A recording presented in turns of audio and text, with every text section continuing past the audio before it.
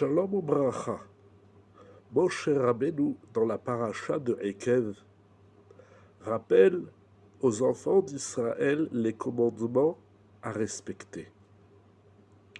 Et il leur dit que s'ils respectent les commandements de Dieu, de la Torah, et avancent dans la voie de Dieu, alors Akadosh Baruch Hu va les conduire en Eretz Israël, comme il est écrit au chapitre 8, versets 7, 8, 9 et verset 9. Donc sur 3 versets, il va leur parler d'Eretz Israël.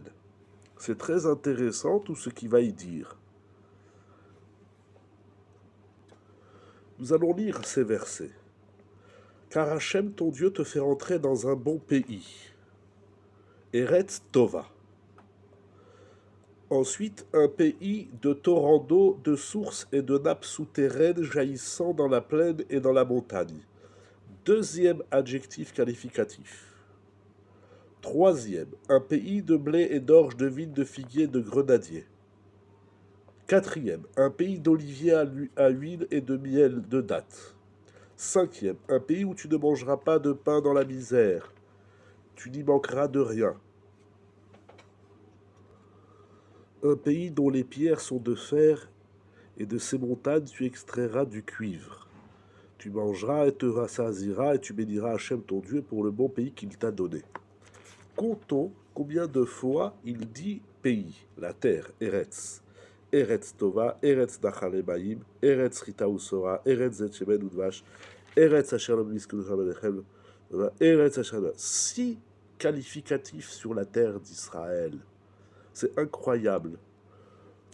Le plus connu, c'est la terre des 7 espèces, le blé, l'orge, la vigne, la figue, la grenade, l'olive et le miel. Il y a 6 qualificatifs sur la terre d'Israël. Nous allons nous attarder sur le dernier. Eretz Asher Avadea Barzel. Un pays dont les pierres sont de fer. Qu'est-ce que ça veut dire? Rabbeinu Bechaye rapporte l'enseignement de la Gemara au traité Ta'anit, d'Afdalet Amoudbet. Eretz Asher Avadea Barzel. Une terre dont ses pierres sont de fer. Al tikre Avadea, ne lis pas le mot Avadea qui veut dire pierre, et la Bodeha, c'est bâtisseurs. Et Lou Talmide Chachamim, ceux qui étudient la Torah s'appellent les bâtisseurs de la terre. Et c'est à cela que fait référence Moshe Rabbeinu. Qu'est-ce que ça veut dire que les Talmidei Chachamim, ceux qui étudient la Torah, sont les pierres qui bâtissent la terre d'Israël? Il dit Rabbeinu Bechaye quelque chose d'extraordinaire. Nous allons lire.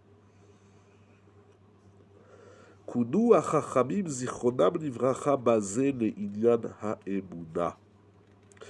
Les Talmidei Chachamim, ceux qui étudient la Torah, sont appelés les bâtisseurs par les pierres, Avadea, les pierres, Bodea, les bâtisseurs. À propos, cela est dit de la Emouna, de la foi en Akadosh Baruch. C'est par la Emouna, par la foi en Dieu, qu'on bâtit, qu'on est un bâtisseur et qu'on bâtit la terre d'Israël, Eretz Israël. C'est incroyable. Il se trouve en chacun de nous, en chaque être humain. Et en vérité, Rav Wolbe, notre maître, dit qu'il se trouve même chez les animaux un concept qui s'appelle la Emouna. La Emouna bâtit l'homme. Elle le construit, elle le forge. Mais il est dit ici que la Emouna forge la terre d'Israël. C'est incroyable.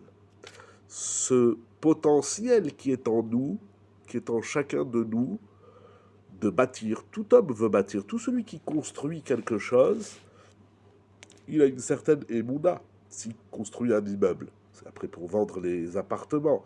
S'il construit une affaire, c'est pour faire de l'argent. Bien évidemment, s'il bâtit une yeshiva, c'est pour avoir des élèves. S'il bâtit une école, c'est pour avoir des élèves. Dans toute intervention de l'homme se dégage cette mida de binyan, de construction. On est tous des bâtisseurs de quelque chose. Un président bâtit une nation, etc. Dans le couple, comme on le dit d'ailleurs dans les brachot, dans les bénédictions du mariage, binyan adéad. Rabbeinu Bechaye nous fait réfléchir sur une notion fondamentale.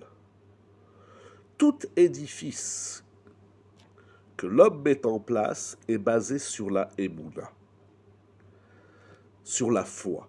La foi en quelque chose, mais surtout la foi en Dieu, en Akadosh Baruch. Moshe Rabbeinu rappelle aux enfants d'Israël qui vont rentrer en Eretz Israël, qui vont devoir bâtir ce pays, le construire, le forger, lui donner une forme, lui donner un sens, lui donner un kivoun, une orientation.